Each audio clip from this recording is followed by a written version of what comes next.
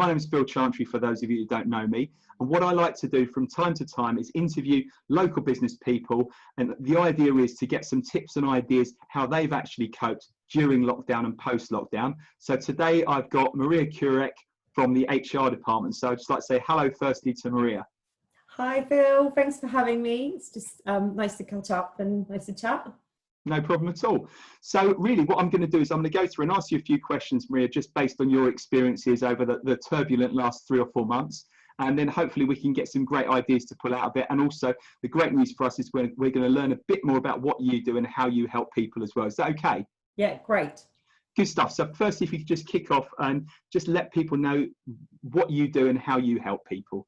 Sure. So I work for a company called the HR department, and we provide outsourced HR services to local businesses predominantly based in the Bromley Borough. So we work really across the all area of South London. We've got a small team, there's 9 of us, and we are all quite experienced HR professionals, mostly covering the area of kind of compliance and employment law. And we really like working with small and medium-sized businesses in a local area and kind of provide them with all the expertise and all the knowledge that they might need that they would otherwise get from perhaps an in-house HR professional, but for a fraction of the cost, they can get all of the expertise through us and a team. So we kind of work with most clients on a retained basis, which means that they've got us kind of on tap at the end of the phone and email. And have got unlimited access to us, so that if there are any niggly feelings or maybe kind of questions about how to manage the people to get the best out of the people, they can tap into us and we can guide them through it. Good stuff. Fantastic. That's really interesting. So the types of businesses you're working with, and what sort of size are the businesses in terms of staff numbers typically? It really varies. So I think our kind of sweet spot is a business between maybe 20 and 50 employees. And that's what we see where the businesses are kind of no longer really startups and no longer really employing the family, friends and cousins and people that they know. And the communication's starting to break down a little bit. And all of a sudden, not everybody knows exactly what's going on. And that's where a bit of policies and procedures comes really handy. And that's when maybe you want to start maybe rewarding employees in a different, more structured way, or maybe putting some bonus structure into place, or perhaps some performance KPIs and so on. And that's where really we can help those businesses kind of move into that bit more, not so much a startup phase anymore. Good. So obviously, if we can rewind time now back to March, obviously, yeah, it's a scary time. So if we can imagine sort of, obviously February, we knew there was something going on globally. At what point though did you start to think, hang on a minute, this is actually going to affect us and what you do at the HR department, Maria? Yeah, so I remember really early on, I had a particularly couple of client calls who were, prior to this all kicking off, really successful and doing really well in the area. And they both were based in the kind of event space and organising quite big public events and sporting events and conferences. And all of a sudden they could see that pipeline and all the business they had planned for the next 6 months kind of drop off the cliff face. And they were speaking to us from one week to another. The whole business model for them seems to have changed. And they go, we're seeing things go really drastically wrong and we really need to take action. And I was initially really taken aback by it because it wasn't in the media, it wasn't quite so serious yet. We were prior to lockdown and so on.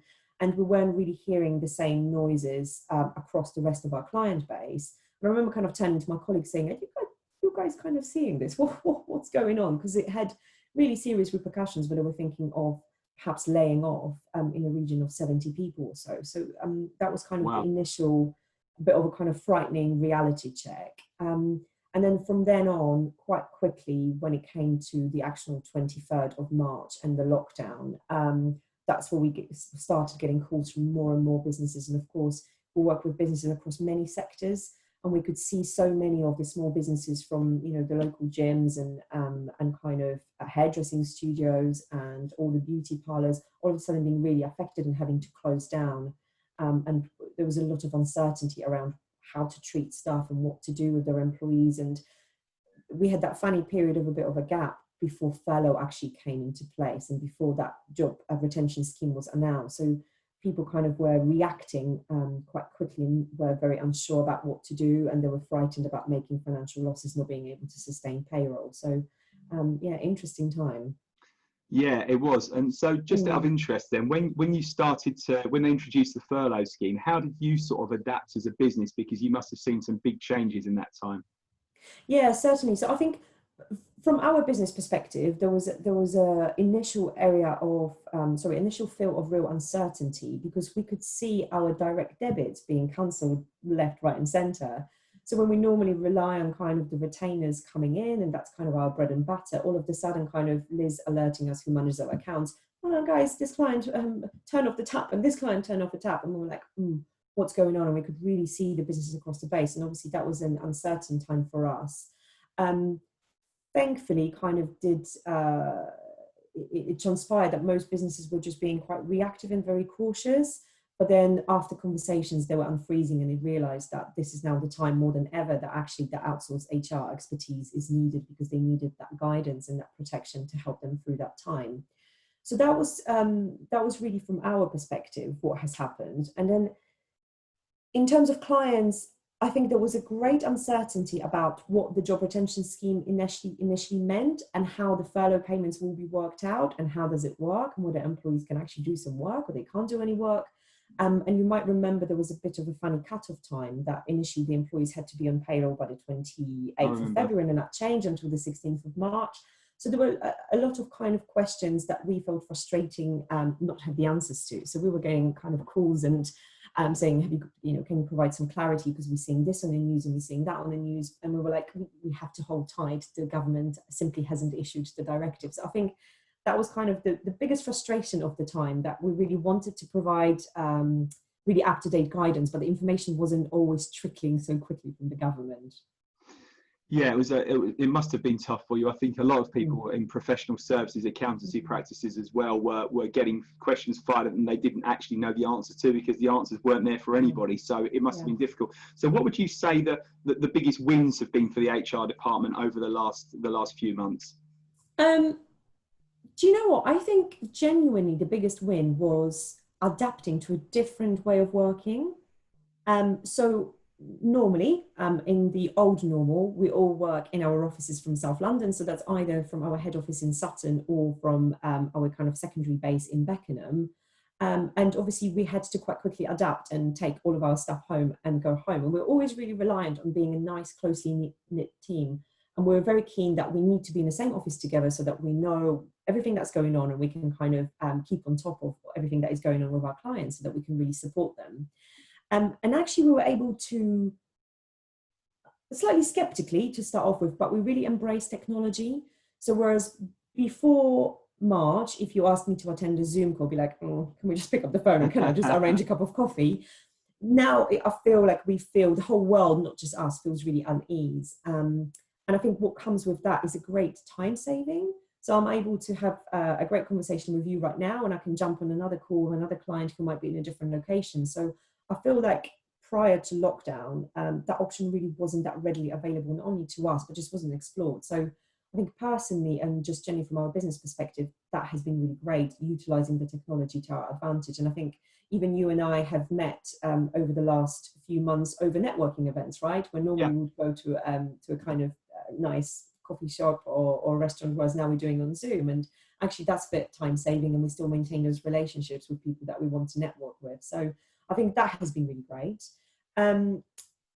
But secondly, I feel there was also an opportunity to adapt, and I think there was opportunity to kind of think, what can we do differently to really help our clients? And maybe we can we decided to put a slightly different package together, where we recognize not every business will now want to spend money and sign up for a year's contract, because that's a big commitment where you're really counting your pennies.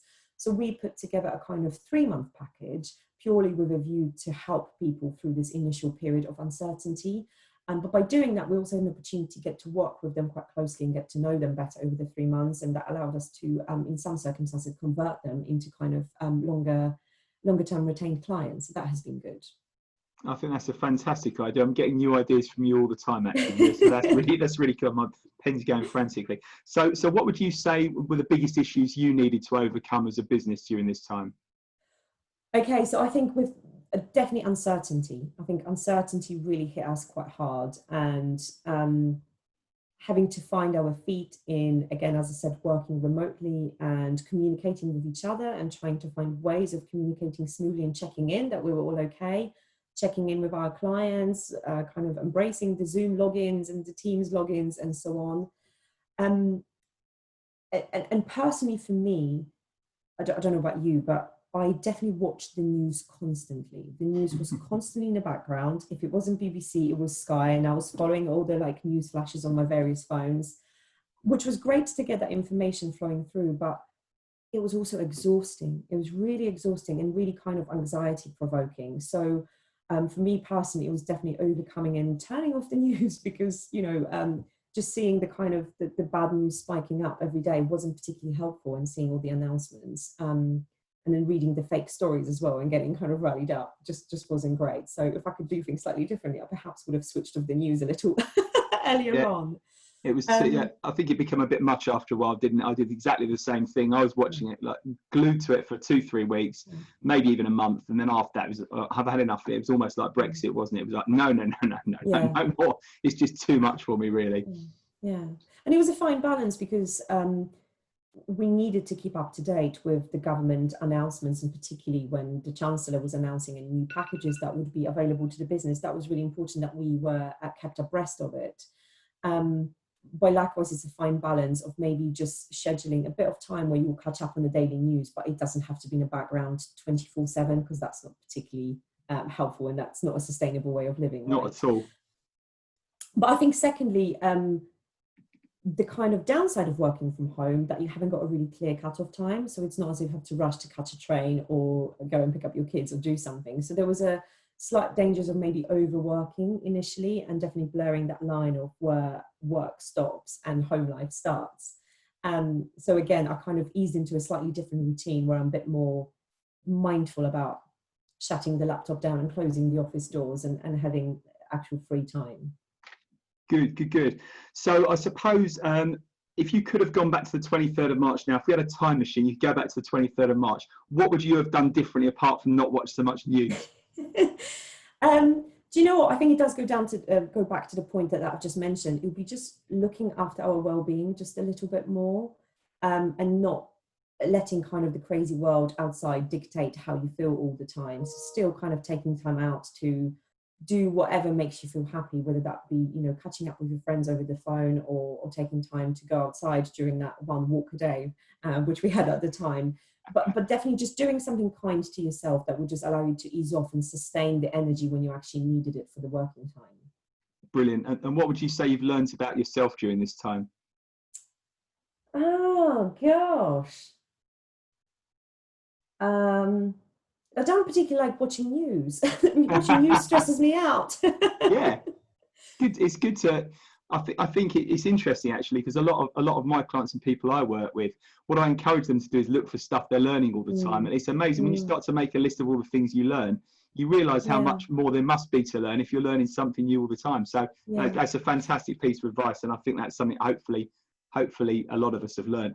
But you know what, sorry, just to add one point on that, I think what was really important as well is, because our clients were in need of advice, and obviously everything was really urgent, and I really appreciate it, and we tried to provide it in a really timely manner, but there was a slight danger of being available all the time, and available at the kind of click of fingertips. And you know, there was if somebody sends you a really urgent email at 6 a.m, I kind of feel compulsion to reply to it, whereas actually that probably can shoot you in foot in a long term. So actually giving yourself the time, no, this is my working time, and I need to allow some time for me as well, so that I can sustain it. Yeah, because otherwise, you know, I think it was at a networking meeting recently, I can't remember whether it was one you were at or not, where someone said, you know, part of the problem is with say networking meetings, you turn off the networking meeting, you can carry on, you can just get a crack on answer customer inquiries, you could do all sorts of things, whereas if you get the time to sit in the car for half an hour, you get a chance to unwind, relax, and also process a couple of ideas that you may have had, which we're not getting anymore. It is full on. And it still is, to be fair, for most people, I think, really. So tell me then, what was the first thing you did? As soon as lockdown finished, what was the first thing you did? That didn't involve going to a pub at all, Phil. Of course not. Of course not. No, do you know, it was seeing friends. It was actually seeing friends and family was the first thing, and you kind of realize just how much you miss people in your life, right? So as soon as we were able, I drove out for a nice walk with my friend with the dogs, and kind of seeing somebody after 2 months was just brilliant, and you really get to appreciate that time spent with them. Yeah, so no, never take stuff for granted, right? No, exactly. And I think that's another thing we've learned, I think, isn't it, really? We had so much, and now, you know, you take it away and you think, well, actually, yeah, this is actually pretty tough, and you learn what you can be grateful for in the past, and you start to enjoy things. I think, to be honest with you, once we're all back in the swing of things, we'll forget it all anyway and move on. Yeah. It was nice while it lasted, in a way, wasn't it? The feeling of gratitude that we all got. Yeah. Okay, so just to wrap up then, what would be lovely for the listeners to actually understand from you is who exactly is your ideal customer. So if any of us actually see anyone that we know you could help, it'd be great if we can refer them on to you, because that will make us look good as well. So who are you really looking for in terms of clients at the moment? Okay, so ideal client for us would be a business who is understandably probably would have gone through some change through COVID. And it's now really looking at planning what the business might look like in a 6 to 12 months time, and even slightly further than that. And I think regardless whether you have been really badly affected in terms of the economic climate and you needed to really shave some costs, or whether you're doing really well, I think this is a really good opportunity to pause, look at what your business looks like now, and decide what resources you really need to kind of future-proof your business. And that might include review of your existing policies and procedures to be kind of in the best shape should we go into another lockdown, for example, but also planning your people strategy and kind of planning how many and what kind of talent you need. And maybe we can help out with restructures and redundancies if that is required. So local businesses, ideally Bromley based, because that's what normally we work closely with, and employing anywhere between, let's say, 20 and 50 people who are thinking about how can we put ourselves in a best position to should anything like that happen again, we can really add value, hopefully. Fantastic. Yeah, I mean, I've obviously referred business to you before, yes, Maria, and what people have told me about you is that you've been incredibly helpful. You've given them straightforward and honest advice up front that can help them determine what course of action they need to take. So anyone out there that maybe is a bit unsure, I would just say, pick up the phone. We'll give you Maria's information at the end. Give her a buzz, drop her an email, and she'll be able to help you at least determine what you need to do. And one thing I would say as well is a lot of people, I suppose we've had this conversation in the past where I've said to you, going to a business like yours, a lot of people wait until they've been burnt first. Yeah. So preventative isn't usually what people do, but it's what they should be doing. So it's almost liking it to, I don't know, you get your house burgled and then you get a burglar alarm fitted, whereas obviously everyone knows that that's the wrong way around to do it. So anyone that's a bit unsure, give Maria a call. She'll do her very best to help you, give you some great advice. And I'm sure that'll be of great use to you going forward, and will stop you getting into hot water, which may or may not happen due to the things that you may have done over the last 3 or 4 months that you're not really sure about. So just to wrap up then, how can they reach you best, Maria? Obviously, I'm going to put the details below in the comments box, but how can they reach you best anyway? Okay, so you can reach me either by email directly at maria.kurek, that's Kurek, at hrdept.co.uk, or you can call us on the office number, which is always staffed, and it'll probably get through to me, which is 0203 817 4434. I remember that. I'm very pleased about that. Fantastic. Well, thank you very much, Maria. I really appreciate your time. Thank you for your time. Anyone that needs any HR advice, get in touch. Thank you very much. Brilliant. Thanks, Phil. Cheers, Maria. Bye.